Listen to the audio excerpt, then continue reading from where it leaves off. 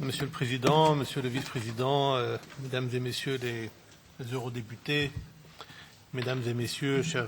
collègues et amis, je suis heureux de pouvoir être avec vous aujourd'hui pour vous présenter, comme cela a été décidé, le rapport d'activité du secrétariat général de l'Union pour la Méditerranée pour l'année 2014, mais bien entendu, cela est l'occasion pour nous de pouvoir évoquer l'état des lieux et bien entendu les perspectives dans la région. Je suis d'autant plus heureux que je m'étais engagé, Monsieur le Président, avec vous et avec de nombreux eurodéputés rencontrés dans différentes réunions que nous avons tenues, à rester en permanence au contact du Parlement européen, de l'Assemblée parlementaire de l'Union pour la Méditerranée, pour vous tenir informés, chers membres du Parlement européen et de l'Assemblée parlementaire de l'Union pour la Méditerranée, en permanence informés des différents résultats, et des différentes évolutions et bien entendu également des différentes questions qui se posent dans la région méditerranéenne. Et je pense que c'est important pour moi aujourd'hui institutionnellement, mais bien entendu pour l'ensemble du processus Union pour la Méditerranée, de pouvoir faire un rapport d'étape, dire où nous en sommes et bien entendu engager, envisager la voie pour la suite. Ce que je me propose de faire, c'est vous faire une présentation avec quelques supports de PowerPoint, des slides, mais bien entendu, surtout, espérer engager avec vous, sur la base de vos questions, éventuellement, pouvoir affiner, approfondir certains aspects de notre agenda aujourd'hui. Inutile de revenir, je ne sais pas si la présentation s'affiche, oui, elle s'affiche sur les deux écrans qui sont des deux côtés, simplement comme pour rappeler le cadre institutionnel qui constitue l'Union pour la Méditerranée, qui est une organisation intergouvernementale qui réunit 43 États membres,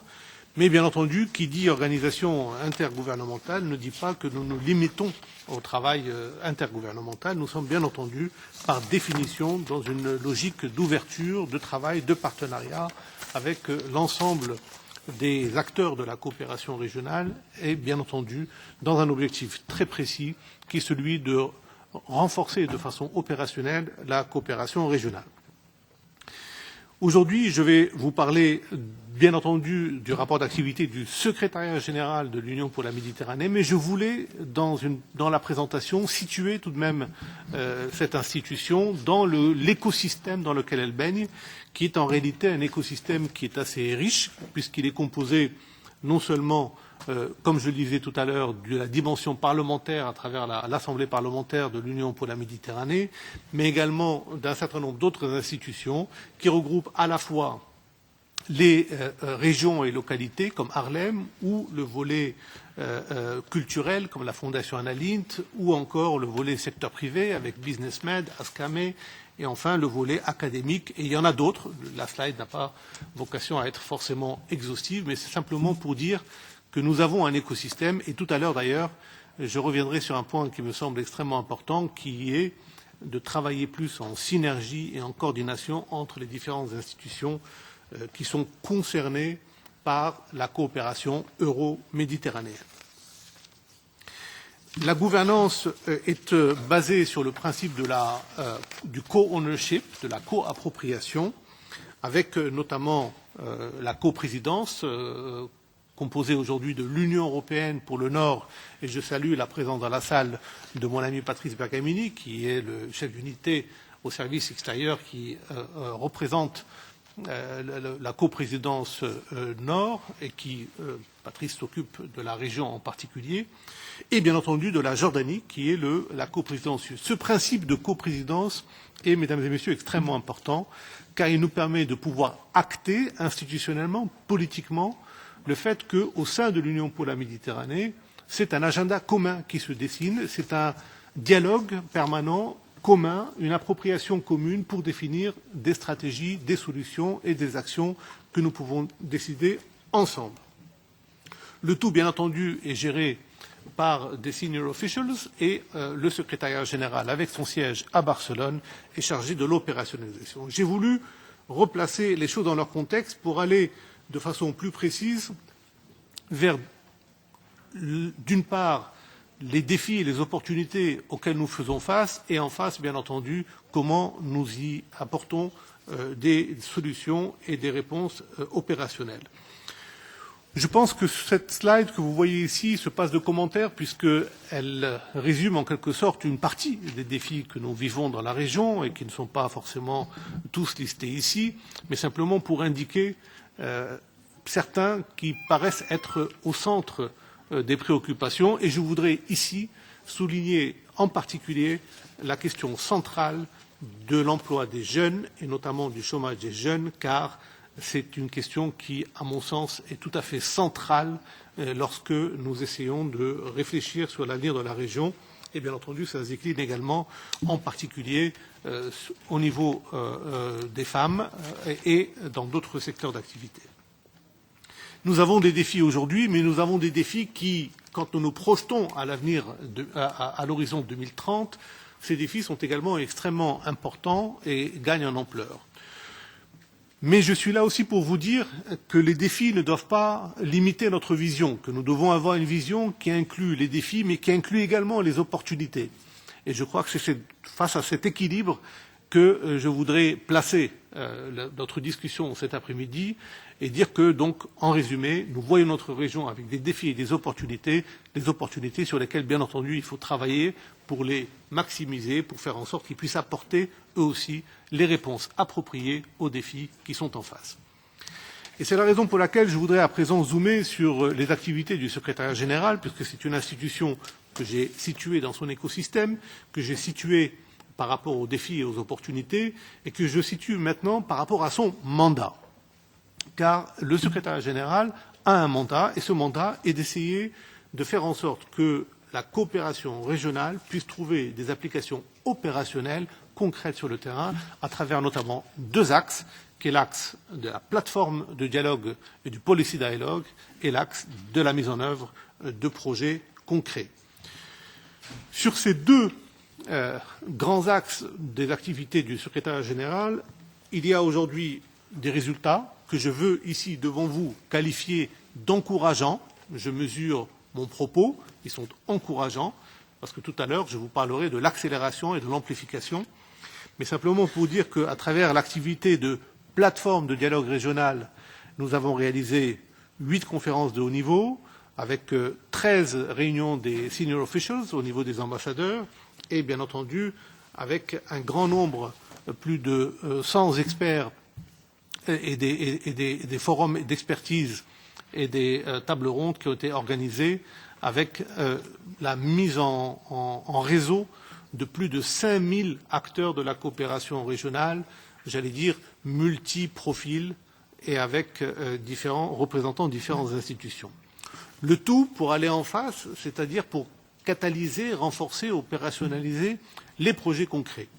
Aujourd'hui, je suis heureux de vous annoncer que ces projets concrets labellisés sont au nombre de 33.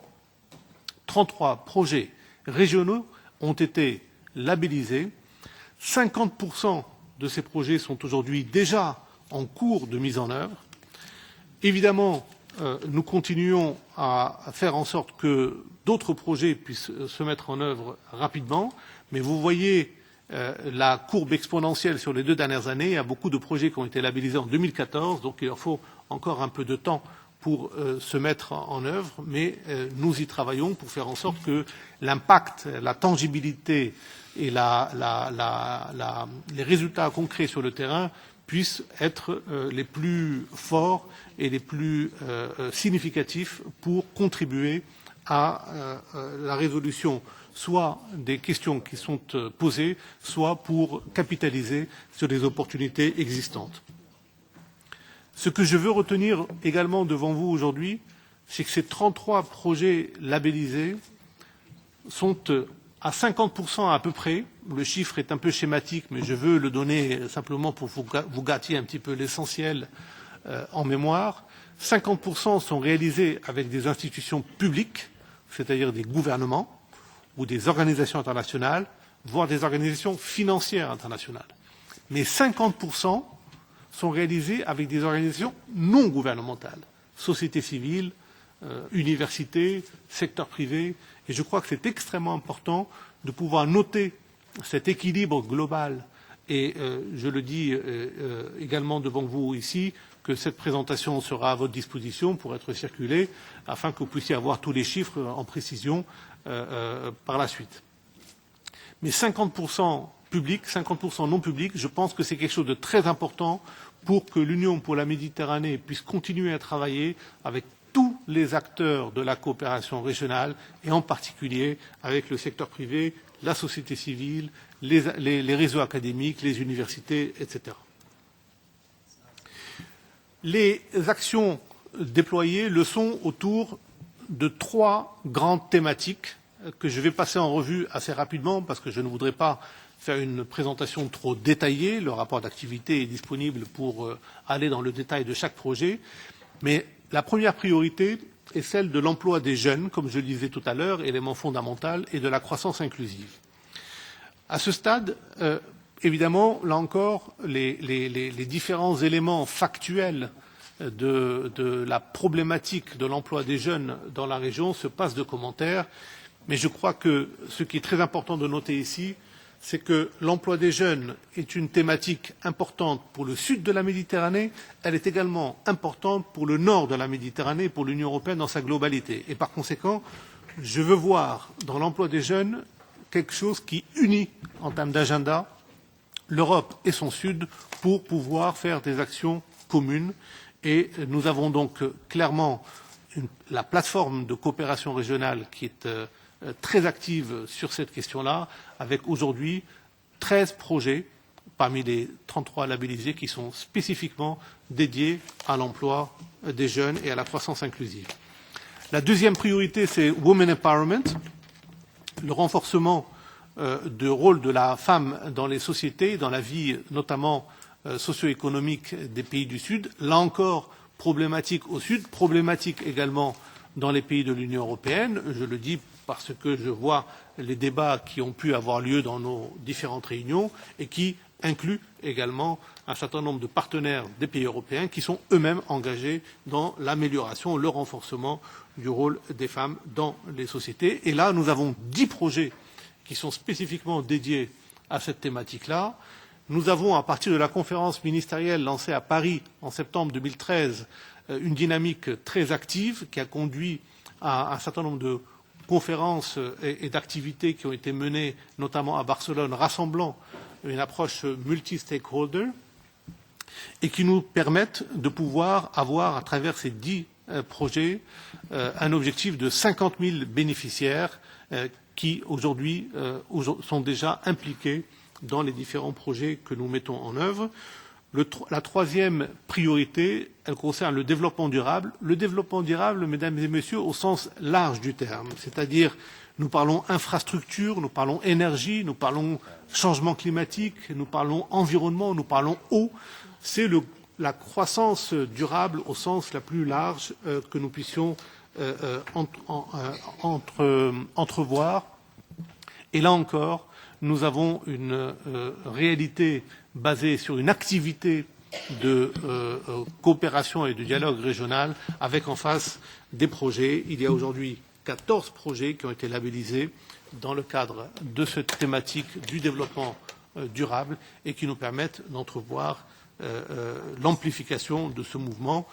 Je veux ici signaler en particulier le développement urbain durable, qui est une des thématiques sur lesquelles nous travaillons avec beaucoup j'allais dire, de précision et de résultats. Et je pense que c'est une thématique qui va connaître dans les mois et années à venir une croissance importante. Nous faisons ça, je vous le disais tout à l'heure, parce que nous travaillons avec un réseau de partenaires. L'Union pour la Méditerranée, je le rappelle, organisation intergouvernementale. Mais nous ne pouvons pas, nous ne devons pas, nous ne devons surtout pas travailler seuls et nous devons au contraire renforcer les coordinations, les synergies, les complémentarités avec l'ensemble des partenaires. Je veux saluer ici la relation forte que nous avons avec la dimension parlementaire, et notamment dans sa version euro-méditerranéenne de l'Assemblée parlementaire de l'Union pour la Méditerranée. Nous avons tenu 3 réunions à Barcelone au siège de l'UPM avec les commissions culturelles, politiques et économiques. Et nous avons bien entendu eu une très bonne session de la plénière de la PUPM à Lisbonne en mai 2015, il y a à peine quelques semaines, avec notamment un sommet des présidents qui a été un grand succès. Mais nous travaillons également avec les institutions financières internationales, nous travaillons avec le réseau également de la société civile, des universités et tant d'autres pour essayer de faire en sorte que l'approche soit inclusive, que nous puissions avoir une approche qui lie le top-down avec le bottom-up pour essayer d'être à la fois dans une vision stratégique qui n'oublie pas les questions politiques, qui n'oublie pas les questions stratégiques, mais qui se veut être orientée vers des applications opérationnelles, vers une approche inclusive et vers une approche pragmatique. Je veux conclure ma présentation à ce stade en disant qu'au-delà du rapport d'activité 2014, je ne peux pas être devant vous un citoyen méditerranéen, je suis marocain, je suis maghrébin, je suis méditerranéen. J'ai les 3 M. Et avec ces 3 M, je ne peux pas être devant vous et vous dire que ce que nous faisons est suffisant. Je veux ici dire combien il est important de regarder le cap du futur en ayant un regard sur où nous en sommes et bien entendu avec la prise en compte de l'ensemble des défis que nous observons aujourd'hui. Et sur cette voie de l'avenir, je veux faire les observations et propositions suivantes. D'abord, il me semble fondamental qu'au moment où nous célébrons le 20e anniversaire du processus de Barcelone, c'était en novembre 1995, nous sommes, dans quelques mois, nous serons en novembre 2015, au moment où, par coïncidence des calendriers, l'Union européenne est en train de revoir sa politique européenne de voisinage, prévue là encore pour cet automne, au moment où les Nations unies sont en train eux-mêmes de revoir les objectifs du millénaire, prévus là encore dans quelques semaines, quelques mois, au moment où nous avons cette coïncidence des calendriers, je veux ici et fortement insister sur la nécessité de confirmer l'importance de la dimension régionale de la coopération en Euroméditerranée. La dimension régionale qui reste un maillon faible.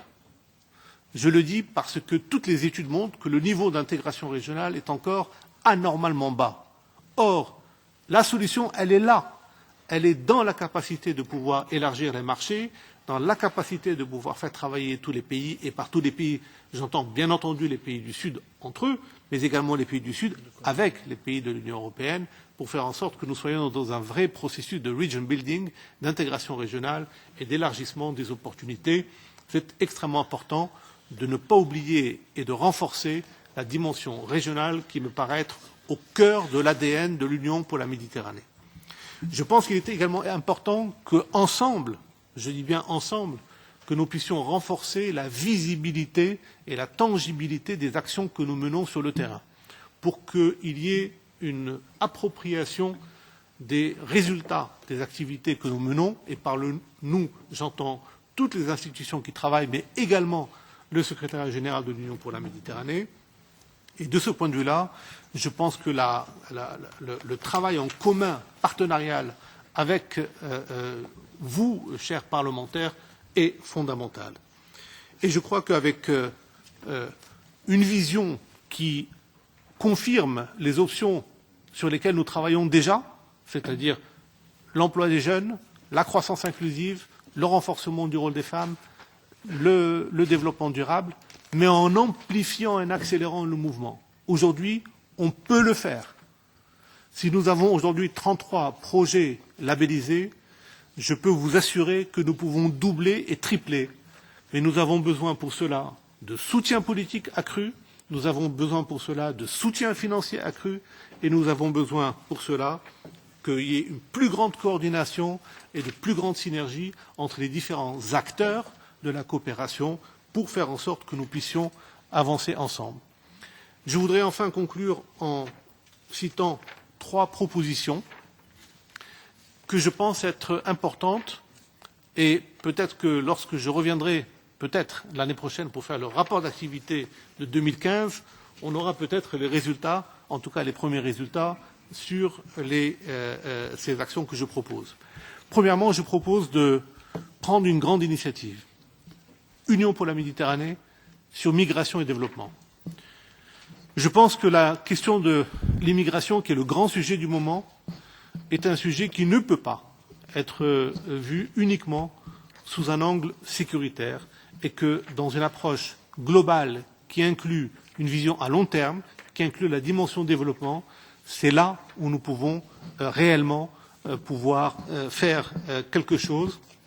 Et je ne vois pas meilleure institution que l'Union pour la Méditerranée pour essayer de lancer une initiative en liaison avec d'autres partenaires sur migration et développement.